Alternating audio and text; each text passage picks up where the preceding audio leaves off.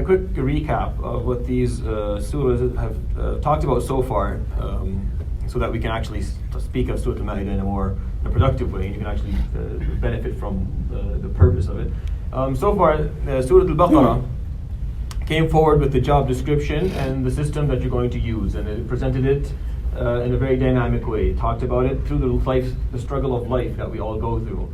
And right off the bat, you know, and if you're reading the Quran from the beginning, you know what you're here to do, you know what your job is as a human being, and you know what you're going to use to achieve that job. And Surah Al-Imran was there to explain to us the importance of maintaining it, protecting it from external dangers and internal dangers, and how that's going to be a critical part of being a Muslim. Because if you don't protect it, it will get taken away, it will get destroyed, it will lose its meaning, and it will no longer serve its purpose. Surah An-Nisa offered us, it's a bigger part of the circle, offered us the value system that you're going to use as a Muslim. So it's one thing to have a job and to have a system you're going to implement. It's another thing to carry values. Values are a different thing, and it's important that as a human being, you understand the difference between practicing something and carrying values as you practice it. It's not the same. There's dhabh, there's slaughtering an animal for food, and that's a practice, and that's something you do. But then there are values that will dictate how exactly you will do that.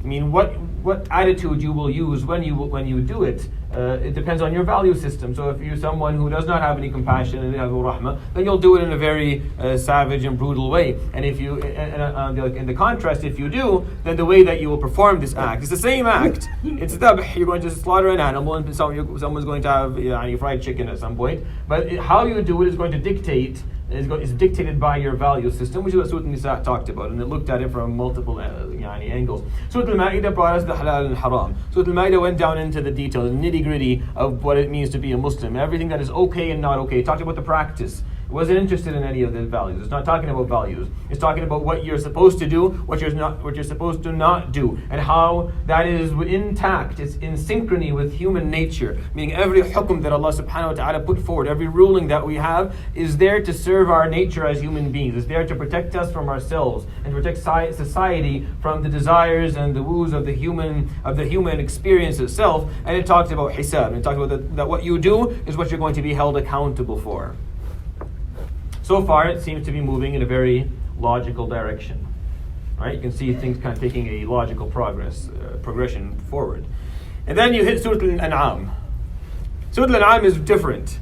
On multiple levels, it's different. Well, first of all, it's not a Madani surah. And everything we've talked about so far was revealed in Medina. Everything. Besides, of course, we left out Surat Al-Fatiha because it's a different story. But Al-Baqarah, Ali Imran, Nisa, and Ma'idah, all Madani surahs. And then you come and you find right after is Surat Al-Anam. Surat Al-Anam is not only a Makki surah, it's an early Makki surah. It's in the early period, it's in the first 3-4 years of his bi'atha, alayhi salatu wassalam. Some narrations say that it was revealed in one night. I don't think it's right. It lacks authenticity. But what we do take from it all, that it was revealed quite quickly. Surat Al-Anam was revealed in a hurry. So maybe it didn't all come in one night, but it came within a very, very short period of time. And it's one of the longest surahs that we have in the Quran. So when you read it, you don't find any recognition of Ahl al-Kitab, for example. Ahl al-Kitab are nowhere to be found in Surat Al-Anam. Al-Munafiqun, you don't find any Munafiqeen in Surat Al-Anam. You find zero ahkam in Surat Al-Anam. There is no reference to Siyam, Zakah, Salah, Hajj, Jihad, none of that. None of that exists in Surat Al-Anam. It's something you have to notice when you're reading. You have to be able to notice these things, or else you're reading and you're not really interacting with what you're reading. So when you're reading Surat Al-Ma'idah, it has a certain way of talking about things. It's talking about a lot of ahkam. It's filled with ahkam. It talks about Ahl Kitab, and then you enter Surat Al-Anam, and it's like you're in a different room.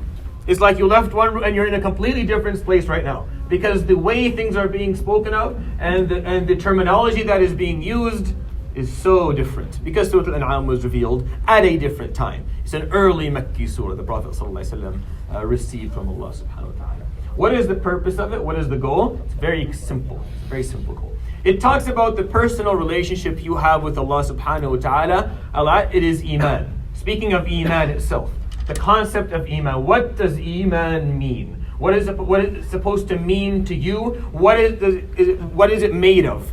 What does it consist of? We use the word a lot. We use it so much that almost we're not sure that it actually has any meaning left to it. Meaning the word iman is just a word that we use all the time, that we don't really necessarily understand what it means. But if you go back to the earlier times of the Sahaba and after them, they differed for a long time. Meaning the tabi'een, and the scholars of the first 200 years of Islamic history, they differed on defining iman and talking about what it was made of and how does it work, and is it one thing, or is it made of, or does it consist of many things? Does it هل يزيد أو ينقص? Can you increase your iman or can you decrease it, or either you have it or you don't? And they differed on this for many years. Another thing is, why is it being spoken of now? If you were to choose the sequence of the Quran, right? And I gave you all the purpose of all the goals of the surahs, and I just told you there's going to be a surah that talk about this and a surah talk about that, and I told you that the surah is going to talk about your relationship with Allah subhanahu wa ta'ala. It's going to tell you who Allah is, why is it that you have to have iman in Him, and what does iman look like. I'm pretty sure that a good majority of us would say that should be number one. That should be the first thing that we talk about. Isn't that the most important part of the deen? At-Tawheed, believing in Allah subhanahu wa ta'ala, understanding who He is, understanding why is it that we have to believe in Him and what belief in Him means. But it is not the first surah. It's not even the second, or the third or fourth. There's a nice number of surahs before it. Why? It's like Allah subhanahu wa ta'ala is saying, before I talk about this vital part, I have to get a couple of things out of the way for you. We have to get a few things out of the way. We have to explain to you why it is that you're alive and what system you're going to use and the value system you're going to carry and how you have to take a certain approach to it and all the do's and not to do's and all that.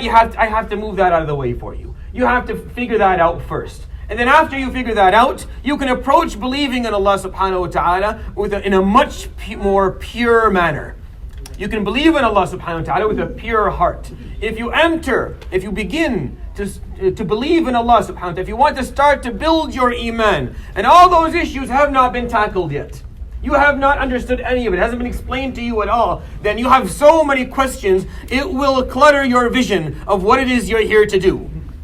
Believing in Allah subhanahu wa ta'ala, gaining iman, actual iman in Allah subhanahu wa ta'ala, is an act of purity.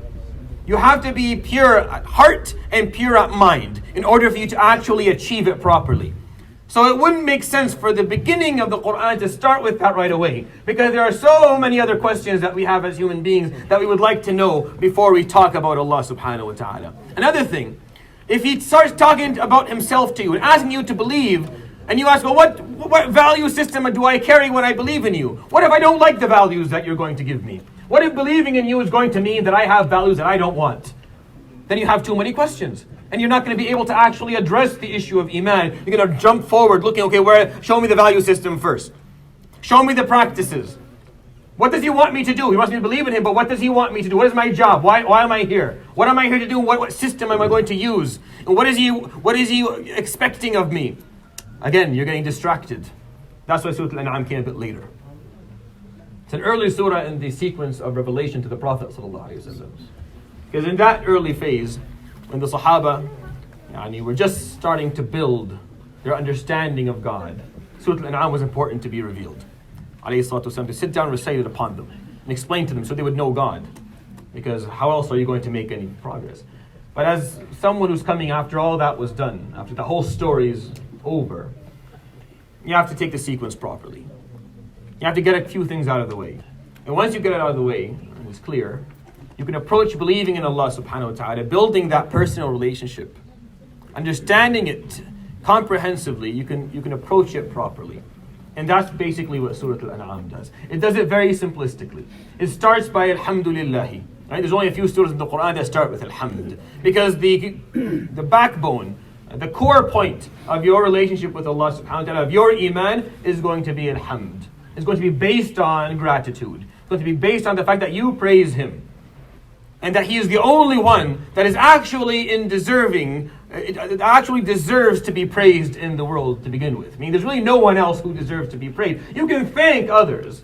You can thank anyone you want. You can thank everyone if you like, but you can't really praise anyone if you're actually using the word praise properly. You can only praise Allah subhanahu wa ta'ala, and that praise is consistent for Him forever. Alhamdu, it's nahmadu, alhamdu. That's what He deserves. He always has and He always will. And that is the core part of your relationship with Him subhanahu wa ta'ala. And the Quran and the surah starts to go in and introducing you to Allah subhanahu wa ta'ala. قُلْ لِمَنْ مَا فِي السَّمَاوَاتِ وَالْأَرْضِ قل لله كتب على نفسه الرحمة وله ما سكن في الليل والنهار وهو السميع العليم قل أغير الله أتخذ وليا فاطر السماوات والأرض وهو يطعم ولا يطعم قل إني أمرت أن أكون أول من أسلم ولا تكونن من المشركين. It speaks of Allah who owns the cosmos and the earth.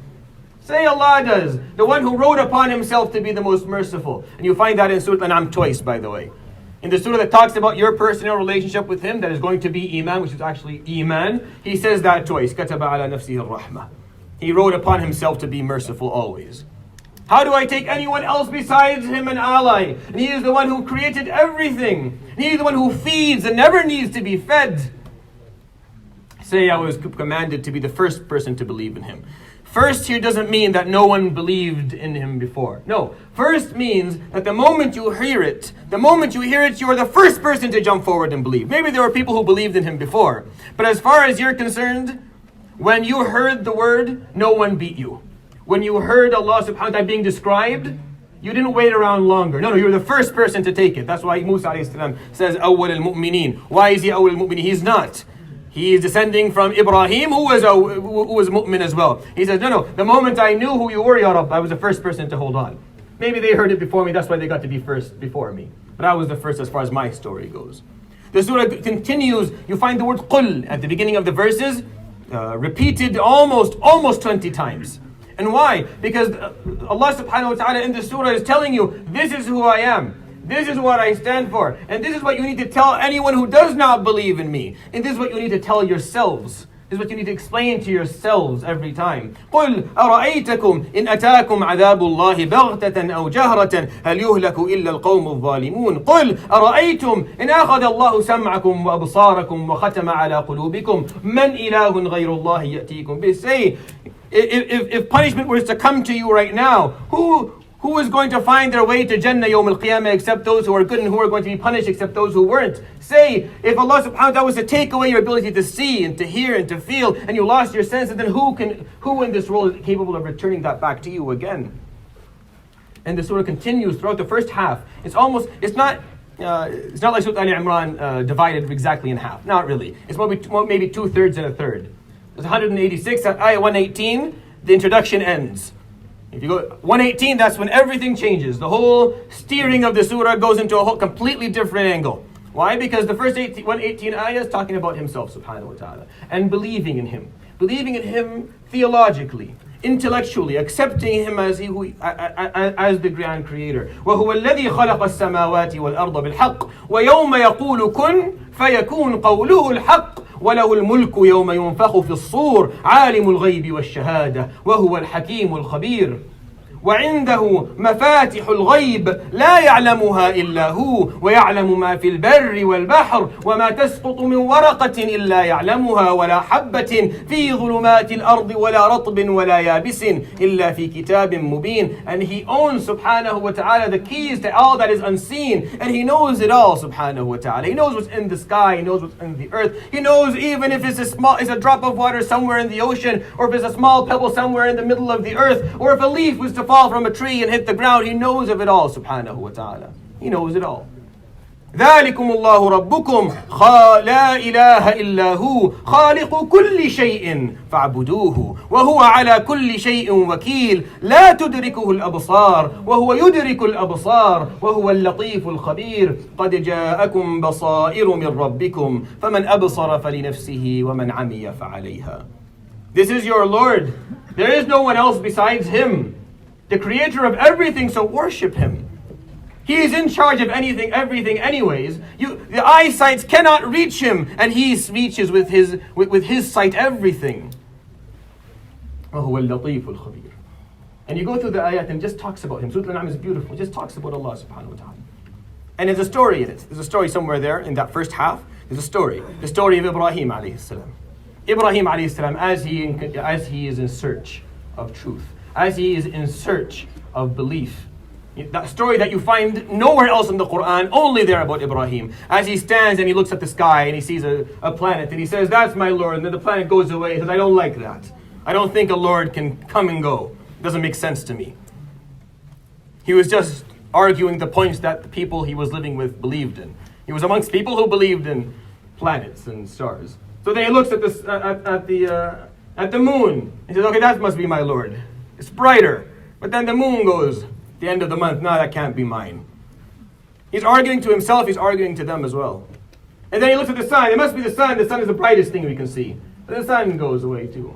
So it must be not the sun either. إِنِّي لَا أُحِبُّ الْآخِرِينَ. I don't like these lords that keep on going and coming, doesn't make any sense to me. وَكَذَلِكَ نُرِي إِبْرَاهِيمَ مَلَكُوتَ السَّمَاوَاتِ وَالْأَرْضِ وَلِيَكُونَ مِنَ الْمُوقِنِينَ. And Allah subhanahu wa ta'ala showed him.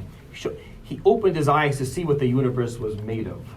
And when he saw it all, his heart was filled with certainty. And Ibrahim found faith at the end. إِنِّي وَجَّهْتُ وَجْهِيَ لِلَّذِي فَطَرَ السَّمَاوَاتِ وَالْأَرْضَ حَنِيفًا وَمَا أَنَا مِنَ الْمُشْرِكِينَ. Then he argued with his people. And they refused, so he left, alayhi salam. At ayah number 1, what time is it now? Okay. At ayah 118, you find this huge change of gears. The ayah goes, فَكُلُوا مِمَّا ذُكِرَ اسْمُ اللَّهِ عَلَيْهِ إِن كُنتُم بِآيَاتِهِ مُؤْمِنِينَ. Suddenly there's a command that doesn't have to do with belief anymore. A command that does not have to do with reflecting and contemplating and thinking and accepting. It's no longer spiritual. It's eat. And then the ayah after it, وَمَا لَكُمْ أَلَّا تَأْكُلُوا. Why wouldn't you eat? The one after, وَلَا تَأْكُلُوا, and don't eat. And then it starts talking about أنعام. It's ثمانية أزواج من الضأن اثنين ومن المعز اثنين ومن الإبل اثنين ومن البقر اثنين. Starts talking about livestock. Starts talking about camels and sheep and goats and cows. What happened? You were just. Why this shift? This shift is summarized in 2 verses. This is my favorite part of the surah. If you have a Quran, look at them and prove me wrong. So if you look at ayah number 99, ayah number 141. Ayah number 99 goes like this. They're so similar that the Huffaz don't really enjoy reading them. Most Huffaz would rather in their Taraweeh have just one of them, because if they have both, they're going to end up making a mistake. The first one, وَهُوَ الَّذِي أَنزَلَ مِنَ السَّمَاءِ مَاءً فَأَخْرَجْنَا بِهِ نَبَاتَ كُلِّ شَيْءٍ فَأَخْرَجْنَا مِنْهُ خَضِرًا نُخْرِجُ مِنْهُ حَبًّا مُتَرَاكِبًا وَمِنَ النَّخْلِ مِنْ طَلْعِهَا قِنْوَانٌ دَانِيَةٌ وَجَنَّاتٍ مِنْ أَعْنَابٍ وَالزَّيْتُونَ وَالرُّمَّانَ مُشْتَبِهًا وَغَيْرَ متشابه. It's talking about how Allah subhanahu wa ta'ala brought water from the sky, he put it on the earth, and from it came all this type of different types of plants, without detail, zaytun and rumman. And then at the end of it, it says, انظروا إلى ثمره إذا أثمر وينعه. Look at it when it comes to full blossom. Look at it when it carries a fruit. Look at it when the fruit ripens. Look at it. إِنَّ فِي ذَلِكُمْ لَآيَاتٍ لِقَوْمٍ يُؤْمِنُونَ. You will find within that, when you look at it, you will find signs to those who want to believe. That's the ayah in the first half. In the second half, an ayah that's almost the same. وَهُوَ الَّذِي أَنْشَأَ جَنَّاتٍ مَعْرُوشَاتٍ وَغَيْرَ مَعْرُوشَاتٍ وَالنَّخْلَ وَالزَّرْعَ مُخْتَلِفًا أُكُلُهُ وَالزَّيْتُونَ وَالرُّمَّانَ مُتَشَابِهًا وَغَيْرَ مُتَشَابِهٍ. The same thing. Almost the same thing. Very, very similar. But this time, he says, كُلُوا مِنْ ثَمَرِهِ إِذَا أَثْمَرَ وَآتُوا حَقَّهُ يَوْمَ حَصَادِهِ وَلَا تُسْرِفُوا إِنَّهُ لَا يُحِبُّ الْمُسْرِفِينَ. Eat from it. Eat from it when it ripens. And then give zakah when it's time to give zakah. And don't waste any of it. Because that is what Iman is. Iman begins with reflection, contemplation, and belief. It begins by you thinking about things. Observing, contemplating, knowing who Allah subhanahu wa ta'ala is, achieving that in theological, intellectual, spiritual connection to know who Allah is, and then it's immediately going to turn into practice. That's why the second ayah and the second half of the surah is fully practiced. Don't look at it anymore. You've looked at it already. You've already achieved Iman. Now you need to eat, pay, and don't waste. Now you have to show that what you believe in, that believing in Allah subhanahu wa ta'ala is going to result somehow in a changed practice within your life. That's why the rest of the surah is talking about An'am. Why? Because to the Arabs, An'am was the ultimate symbol of blessings. Why? Because An'am, you eat them, you drink them, you wear them, and you ride them, and you look at them because they're beautiful. And basically, we use them for everything. Arabs have eaten everything, including the eyeballs of these poor animals. We've used them for everything. Why? Because that's how we see these livestock. They're the ultimate blessing. So the surah was called Al-Anam to tell you, yes, Al-Anam is what you use for your life. Okay, if you believe in Allah subhanahu wa ta'ala, these things, how you deal with them and what you're going to do is going to be based on what He wants, not what you want. You will eat a certain type, you will slaughter in a certain way, certain things you will do and certain things you will not do. It is not up to you anymore. Why? Because I said, I believe in you, Ya Rabb. Then what is up to Him, it's not up to you anymore. That's why at the end of Surat Al-Anam, you have Ayat al-Wasiyyah. قُلْ تَعَالَوْا أَتْلُ مَا حَرَّمَ رَبُّكُمْ عَلَيْكُمْ. Come, let me tell you what Allah subhanahu wa ta'ala made haram upon you. We'll recite them in a bit. And you'll start and it starts going through them. ألا تشركوا بالله به شيئا وبالوالدين إحسانا ولا تقتلوا أولادكم ولا تقربوا مال اليتيم. Starts telling you what's haram. Oh, it's like 3 verses in a row that have within them at least 15 haram things. Have everything haram. Why? Because you believed, right? You achieved belief in the first half. Well, this is what you need to do. The surah ends with the most beautiful words that you can imagine. قُلْ إِنَّنِي هَدَانِي رَبِّي إِلَى صِرَاطٍ مُسْتَقِيمٍ دِينًا قِيَمًا مِلَّةَ إِبْرَاهِيمَ حَنِيفًا وَمَا كَانَ مِنَ الْمُشْرِكِينَ قُلْ إِنَّ صَلَاتِي وَنُسُكِي وَمَحْيَايَ وَمَمَاتِي لِلَّهِ رَبِّ الْعَالَمِينَ. The conclusion at the end, once you believe in Him and then you follow, when Iman becomes fahm wa amal, when it becomes a comprehension and a practice, then what you'll say is, my prayer and my rituals, and actually my whole living, my whole process of living, and my process of death is for Allah subhanahu wa ta'ala alone. And that's what Surat Al-Anam says. It teaches us what Iman is.